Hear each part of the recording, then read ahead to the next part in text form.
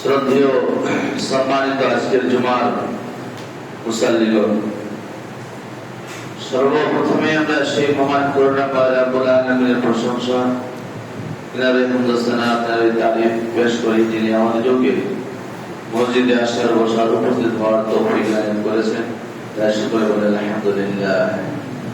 তারপরে পরে আমাদের ধর্মের গুরু, ধর্মের নেতা, সর্বকালের সর্বযুগের সর্বশ্রেষ্ঠ মহামানব জনাবে মুহাম্মদুর রাসূলুল্লাহ সাল্লাল্লাহু আলাইহি ওয়াসাল্লাম এর প্রতি সহস্র শান্তির ধারা বর্ষিত হোক। আল্লাহুম্মা সাল্লি আলাইহি ওয়া সাল্লিম বারিক আলাইহি। আমি আপনাদের সম্মুখে পবিত্র কালামুল্লাহ থেকে সূরাতুত তাহরিম থেকে ৮ নম্বর আয়াত তেলাওয়াত করেছি। রাসূলুল্লাহ সাল্লাল্লাহু আলাইহি ওয়াসাল্লামের হাদিস থেকে একটি হাদিস তুলে ধরেছি। সেই হাদিস এবং কোরআনকে সামনে রেখে আমি আবার সংক্ষিপ্ত তথ্যবান বিবরণ তুলে ধরার চেষ্টা করিব ইনশাআল্লাহ। আজিজ, আমার তৌফিক ইল্লা বিল্লাহ, আলাইহি তাওয়াক্কালতু ওয়া ইলাইহি উনীব। সেই বিষয় হচ্ছে ইসলামের দৃষ্টিকোণে তওবার গুরুত্ব।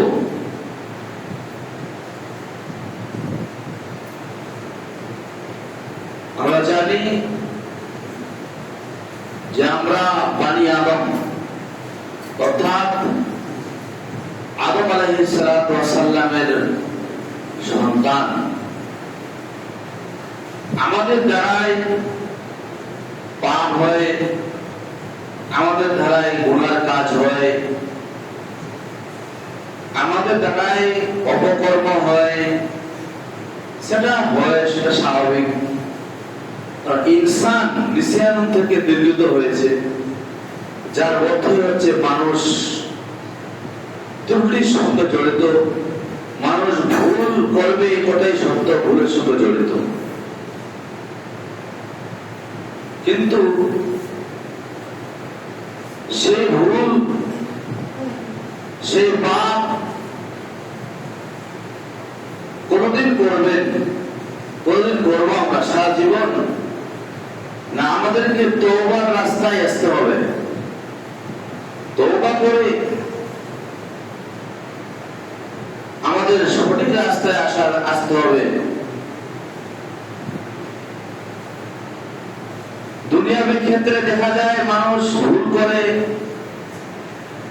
কোন মানুষের কাছে জোরে এসে ভুল করে তাই গালিগালাজ, তাকে আর কিছু বাকিও মাফ করে, এটা আমরা দেখতে পাচ্ছি। কিন্তু আপনাকে যে একটা বছর একটা সময় দেওয়া হয়েছে, সেই সময় আমরা কি সবসময় ভুল করব? আমরা তো বানি আদম। আনাস রাদিয়াল্লাহু তাআলা থেকে একটি হাদিস বর্ণিত, সে হাদিস থেকে পরিষ্কার হয় যে আনাস রাদিয়াল্লাহু তাআলা قال قال رسول الله صلى الله عليه وسلم كل بني آدم خطاء।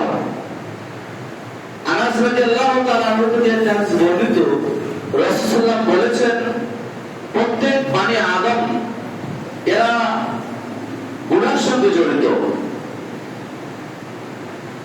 কুল্লু বানি আদম খাতাউন ওয়া খায়রুল খাতাউন আত-তাওয়াবুন।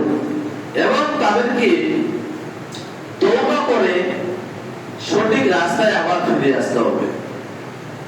কিন্তু সারা জীবন আমরা একটা বয়স পাচ্ছি, কেউ 60, 70, 80, 90, 100, সারা জীবন ধরে আমরা পাপ কর্মে লিপ্ত। যে আল্লাহ পাক রব্বুল আলামিন আমাদেরকে বিধান দিয়েছেন, শরীয়তের বিধান, সেই বিধানগুলো উপেক্ষা করে আমরা আমাদের নিজের মতো করে এই পৃথিবীতে চলাফেরা করছি। নিজের মন মতো আমরা এই পৃথিবীতে চলাফেরা করছি। হাদিসে প্রমাণ আছে, রাসূল রাসূলুল্লাহ সাল্লাল্লাহু আলাইহি ওয়াসাল্লাম বলেছেন যে দুনিয়া ও সিজনুল লিল মুমিনিন, মুমিনদের জন্য হচ্ছে জান্নাত, মুমিনদের জন্য হচ্ছে এই পৃথিবীটা হচ্ছে জেলখানা, ওয়া জান্নাতুল লিল কাফিরিন, এবং কাফেরদের জন্য হচ্ছে বেহেশত। তাহলে যারা মুমিন হবে, মুত্তাকি হবে, খোদাবন্দি হবে, পরহেজগার হবে, সেই সমস্ত লোকেরা তার পাটা কোথায় পড়ছে, সঠিক জায়গায় না বেঠিক জায়গায়, না আড্ডাখানায় পাপ করবে, সে দেখবে, ভাবা চিন্তা করে দেখবে সে।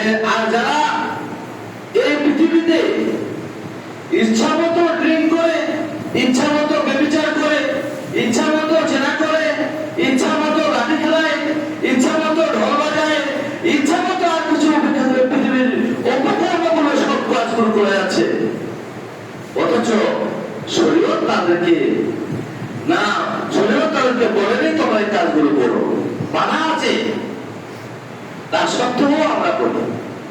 আমরা বলতে আসছিলাম এটাই যে মানুষ আমরা এসেছি দুনিয়ার বুকে, মুমিনদের জন্য হবে দুনিয়াটা জেলখানা। সে ইচ্ছা মতো তার কাছে পারে না, ইচ্ছা মতো সালাত ছাড়তে পারে না, ইচ্ছা মতো অপকর্ম করতে পারে না, ইচ্ছা মতো ভেদ করে করতে পারে না। মুমিনের চরিত্র হচ্ছে এটাই, মুমিনের পরিকাঠামো হচ্ছে এটাই। কিন্তু না, আজকে আমাদের মুমিন ব্যক্তি পাওয়ার খুবই অভাব, খুবই অভাব। যে অভাব আজকে দেখা যায় আমাদের সমাজে অনেক। বলতে চাচ্ছিলাম যে আমরা যে পাপ কর্মগুলো করে আসছি, যেই পাপের সঙ্গে আমরা জড়িত, তার জন্য আল্লাহ তাআলা আমাদের ফ্যাসিলিটি দিয়েছে, আমাদের সঠিক রাস্তা দিয়েছে। সেই রাস্তায় ফিরে আসার জন্য আল্লাহ তাআলা সূরা তাহরিমের ৮ নম্বর আয়াতে বলছেন যে ইয়া আইয়ুহাল্লাযীনা আমানু তুবু ইলাল্লাহি তাওবাতান নাসুহা। ইয়া আইয়ুহাল্লাযীনা আমানু, হে ঈমানদাররা, যারা তোমরা ঈমান আনয়ন করেছো, আমার প্রতি বিশ্বাস স্থাপন রেখেছো, শুধু বিশ্বাস স্থাপন নয়, আমার প্রতি অটল রয়েছো। তুবু ইলাল্লাহি তাওবাতান নাসুহা, তোমরা এভাবে ভাবে তওবা করো, বিশুদ্ধ তওবা, খাঁটি তওবা। আচ্ছা, খাঁটি কাকে বলে? খাঁটি কি জিনিস জানা দরকার। খাঁটি কাকে বলে? একজন দুধ বিক্রি করতে নিয়ে গেছে, সে বলছে আমারটা খাঁটি। খাঁটি মানে আমারটা পিওর দুধ। পিওর দুধ মানে ওখানে কিছু সংমিশ্রণ নেই, ওখানে কোনো সংমিশ্রণ নেই, কোনো জল পানি কিছু নেই, খাঁটি আছে, ডাইরেক্ট ধুয়ে সে দিয়ে গেছে, এটা খাঁটি। তো আল্লাহ বলছেন তুবু ইলাল্লাহি তাওবাতান নাসুহা, তোমরা নাসুহা শব্দের অর্থ হচ্ছে খাঁটি। তোমরা এমন ভাবে তওবা করো বিশুদ্ধ, অন্তরের অন্তরস্থল থেকে আন্তরিকতার সহিত, অন্তরের অন্তরস্থল থেকে আন্তরিকতার সহিত আমাদেরকে তওবা করতে হবে। তওবাটা করে সঠিক রাস্তায় ফিরে আসতে হবে। আমরা আজকে মুসলিম, আজকে আমরা ইমানদার বলে দাবি করি, মুসলিম বলে দাবি করি। আমার তো মনে হচ্ছে গরুর মাংস খাওয়া ছাড়া মুসলিম আমরা নই, ওটার থেকে আমরা আগিয়ে। কিন্তু যে আল্লাহ তাআলার শরীয়তি বিধান রয়েছে সেগুলো আমরা উপেক্ষা করে চলছি, আমরা একটি মুসলিম। বলতে চাচ্ছিলাম ভুল আমাদের হয় বা হবে, এ কথাই সত্য। যে আনাস রাদিয়াল্লাহু তাআলা আমাদেরকে হাদিস প্রমাণ করলো, বলা হলো যে মানুষ পাপের সঙ্গে জড়িত। সে আমরা যতই যা যত আমরা পাপ করেছি, আমাদের উচিত হবে যে আমরা কি করবো, সঠিক রাস্তায় ফিরে আসবো। তওবা তাহরির করে, তওবা তাহরির করে হাদিসের দিকে যাই যে বনি ইসরাইলের ওয়া নবী রাদিয়াল্লাহু তাআলা আনহু থেকে হাদিস বর্ণিত, বনি ইসরাইলের মধ্যে একজন ব্যক্তি ছিলেন, তিনি মানুষকে হত্যা করেছে, 99 জন। হাদিসে এসেছে আবু সাইদ খুদরি রাদিয়াল্লাহু তাআলা আনহু থেকে বর্ণিত, রাসূল সাল্লাল্লাহু আলাইহি ওয়াসাল্লাম বলেছেন যে সেখানে কি ছিল, একটা লোক 99 জন লোককে হত্যা করেছে।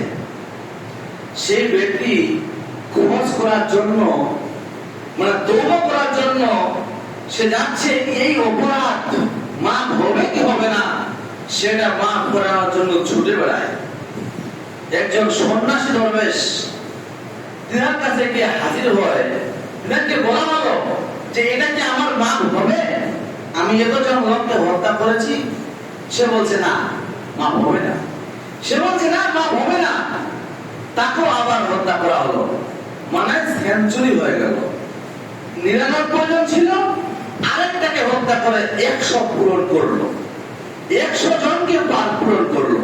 করার পর আবার সেই লোকটা বলছে আমি এই পাপকে মোচন করার জন্য আমি লোককে খুঁজে বেড়াচ্ছি যে আমি এটা মাফ হবে না হবে না, এটা তওবা আছে কি নাই, এটা তওবা করা যা সুযোগ আছে কি নাই, এটার জন্য সে আবার ঘুরে বেড়ায়। এক ব্যক্তি বলে অমুক দেশে, হাদিসের রিওয়ায়াতে আছে, কোন হাদিসে আছে এক দেশে, আবার কোন এবার মানে কোন বর্ণনা এসেছে যে এক গ্রামে, যে এক দেশে বা এক গ্রামে যাও, ওরা হচ্ছে ইবাদতকারীর দেশ, ওরা আল্লাহ তাআলার লোকরা ইবাদত করে, সেখানে যাও, সেখানে গিয়ে ভালো তুমি ফতোয়াটা পেয়ে যাবে, মানে তোমার তওবা করার সুযোগ আছে কি নাই সে তুমি পেয়ে যাবে।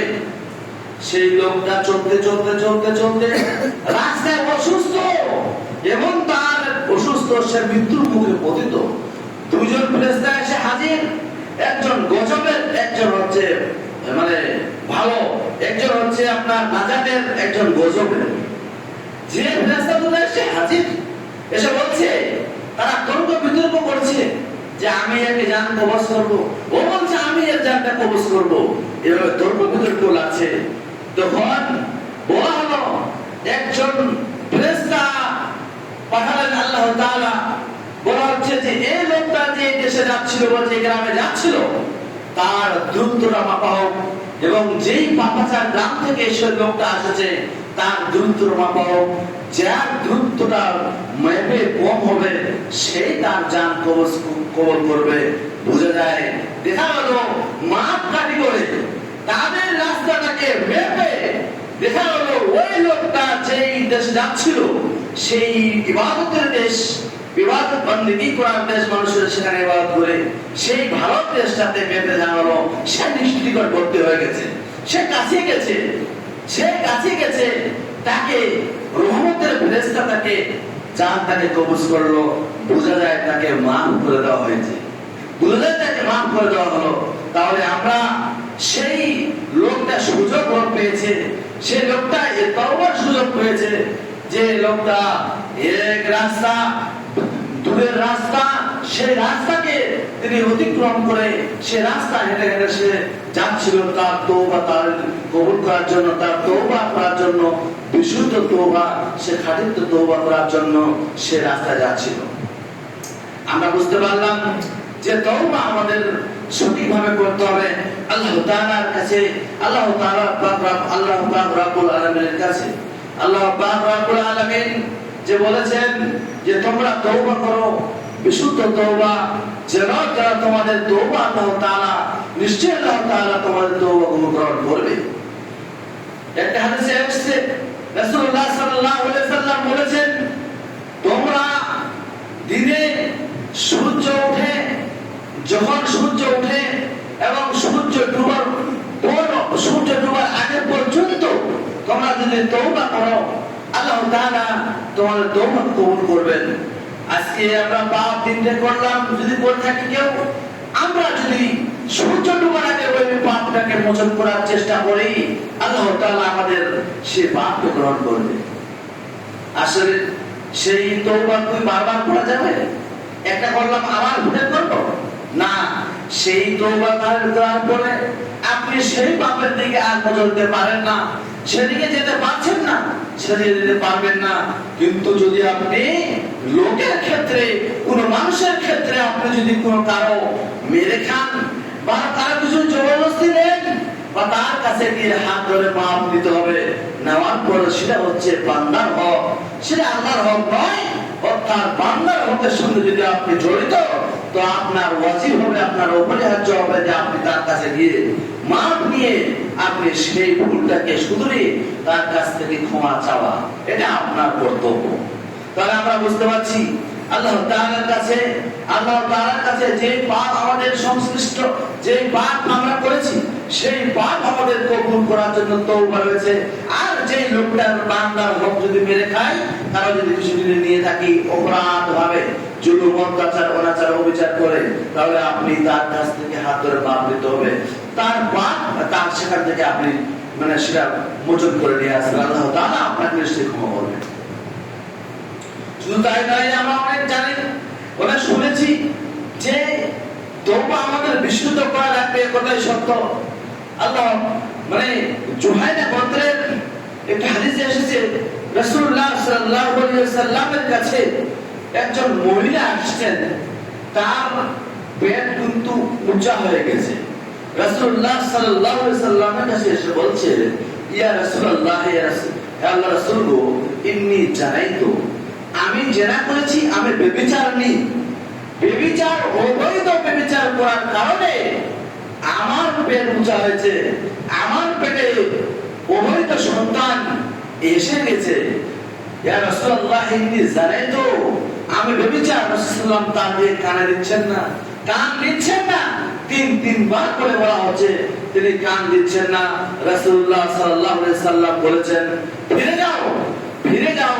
যখন বাচ্চার পৃথিবীর বুকে চলে আসবে, আমার কাছে এসে হাজির হবে, আমি এর বিচার করে দেওয়ার চেষ্টা করব।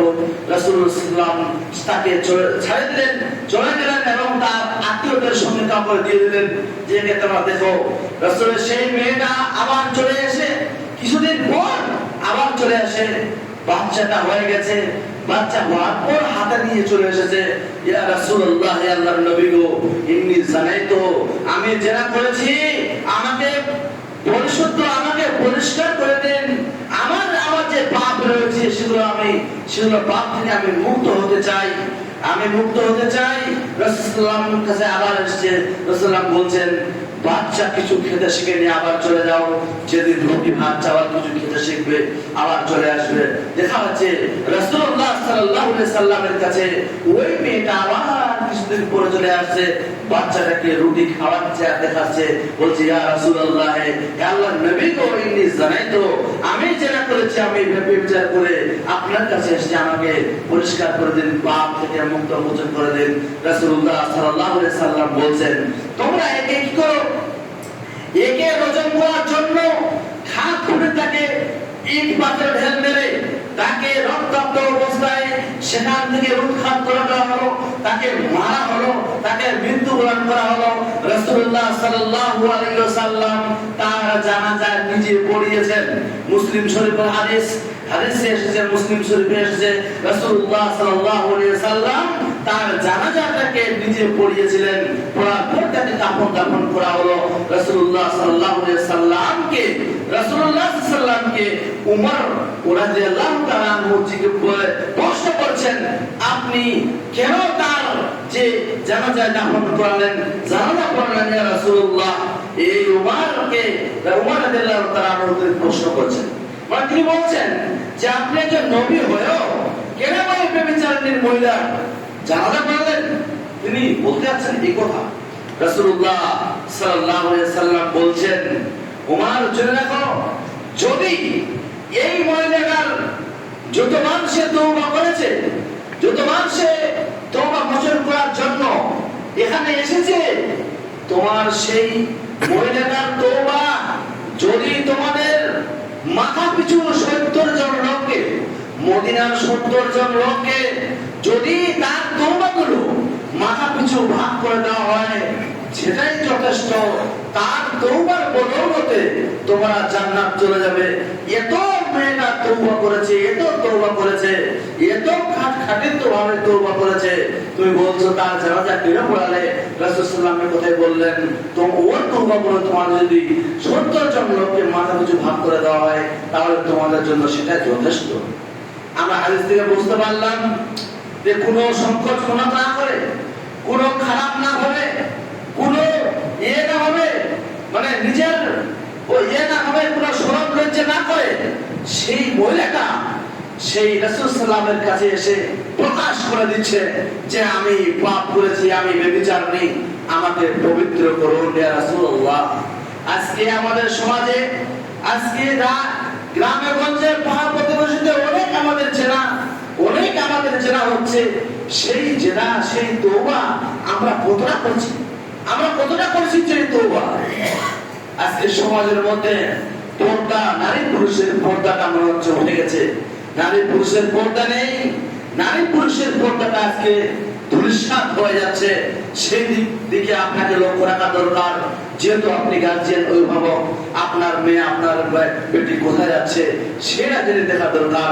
যাই হোক, বলতে চাচ্ছিলাম, আমাদের যদি তওবা করতে হয়, সেই তওবা খাঁটিত্বভাবে তওবা করতে হবে। দুধে যদি পানি না দিয়ে যদি ওটা খাঁটি হয়, পরিষ্কার খাঁটি ভাবে, আমরা দুধে কোনো সংমিশ্রণ নেই, তার মানে ওটা খাঁটি, ওইরকম ভাবে খাঁটি তওবা, বিশুদ্ধ তওবা আপনাকে আল্লাহ তাআলার কাছে ফিরে আসতে হবে। প্রথমে বলেছি যে বানি আদম হচ্ছে পাপের সঙ্গে জড়িত, বানি আদম হচ্ছে মানে গুনাহের সঙ্গে জড়িত। নিশ্চয়ই গুনাহ আমাদের অভিজ্ঞতায় সত্য, কিন্তু আমাদের মোচন করার জন্য আমাদের আল্লাহ পাক রব্বুল আলামিন এবং শরীয়তের বিধান থেকে আমরা বুঝতে পারছি আমাদের সঠিক রাস্তা রয়েছে, ফ্যাসিলিটি রয়েছে সেই তওবাকে মোচন করার জন্য মৃত্যু আসা আগার পর্যন্ত।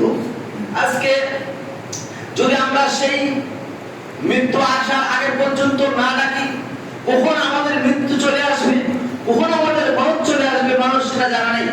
এটা কোনো মানুষের ইলম নেই, কোনো মানুষের জ্ঞান নেই যে কার মৃত্যু ঘটবে। তাহলে আপনার সুযোগ, আপনার তওবার সুযোগ না হতে পারে। আজকে আপনি 60, 70, 80, 90 বছর একটা সময় পাচ্ছেন, সেই সময়কে আমরা অতিবাহিত করে দিচ্ছি এদিকে বেহায়াপনার মধ্য দিয়ে আর পাপ কাজের মধ্য দিয়ে আমরা অতিবাহিত করে দিচ্ছি, কিন্তু আমরা তওবা করার আমরা সুযোগ পাচ্ছি না, তওবা ধারণ করার আমরা সুযোগ পাচ্ছি না। আল্লাহ পাক রব্বুল আলামিন আমাদেরকে যেন সঠিকভাবে আন্তরিকতার সহিত অন্তরস্থল থেকে আল্লাহ তাআলার কাছে তওবা করার তৌফিক দান করে। তাই সকলে বলুন আমিন। আল্লাহুম্মা নাসরুল্লাহ নাসরাদিনান।